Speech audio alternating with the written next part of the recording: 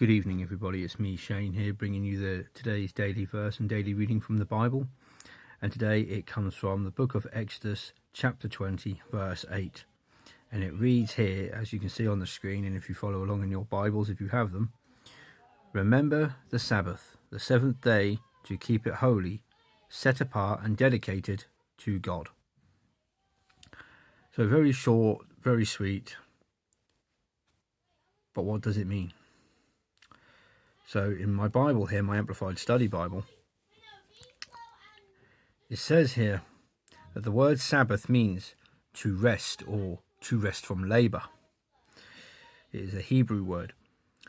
The command to rest and remember the Lord on the seventh day goes back to the pattern set at the time of creation in Genesis chapter 2 verses 2 to 3, when God had created all that was good and rested on the seventh day. But we need to look a little bit more detail into this, and so I did some studying in this and wrote down some notes just to help with this, because it was so short that I needed this to sort of try and pick this apart and not sort of confuse anyone, and sort of not to sort of go down the whole road of, oh, you've got to have every Sunday off and things like that. You must, be at church every Sunday, because we know that in today's society, and especially like in a job like mine, I work for the NHS. I've been in healthcare for many years, and there are days that you are going to have to work a weekend. You're going to have to work a Saturday, or you're going to have to work a Sunday. We know there are jobs that require this, and it is just one of those things. And so we're just going to go through a list of things here just to clarify. So what is the message? What is the stipulation to this? And so the stipulations for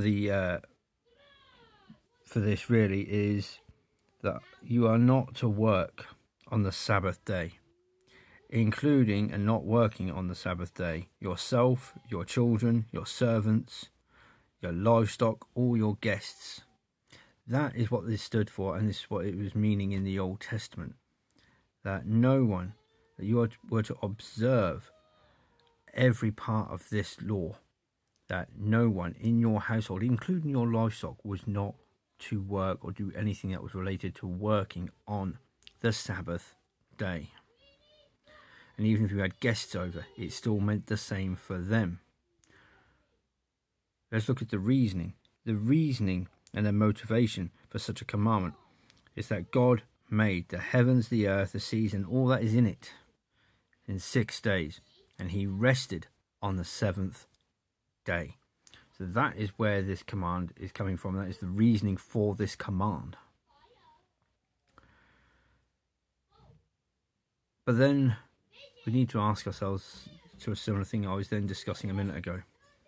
And a question I ask myself, and many that have asked me as well in the past, is, well then, will Christians go to hell for working on the Sabbath? And so the answers that I came across and the answers I found was no. Most denominations say no. Christians will not go to hell for working on Sundays. The Bible does not explicitly condemn anyone working on a Sunday, and does not call it a sin.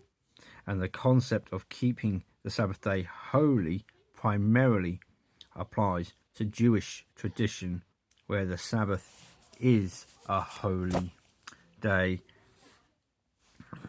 And to be fair, in the Jewish tradition, the Sabbath day is actually observed on a Saturday, not a Sunday, because the Jewish calendar works different. Christians are considered free to work on Sundays, while still making time for their faith and practicing, shall we say, as it says from one of the answers, their religious observances on that day. So then we go into, let's just look at sort of the Old Testament again here. The commandment to keep the Sabbath day holy is found in the Old Testament, and originally reflects the seventh day of the week, Saturday, for the Jewish people, because like I said, their calendar is different. For them, the seventh day was Saturday, which meaning the starting of their week starts on a Sunday. If you can get your head around that, then you're better than I am, because I still struggle with that. We then look at the New Testament perspective, that Christians generally believe that Jesus fulfilled the Old Testament law, and while they are encouraged to rest and worship on the Lord's Day, which is Sunday, it is not a command or considered a sin to work on a Sunday. So I hope this has been quite helpful for a lot of you that are Christians. I know in myself, before we found the church that we were in, we were part of a very so-called Christian / religious cultist group that would enforce that you have every weekend off, that you do not work weekends, and it was hard, very, very harsh living. But actually, just looking into it, for those of you that are true Christians and attending church, but own maybe a similar job like mine in the NHS, working in any form of healthcare, you're in a job that, you know, they say we need you on a Sunday.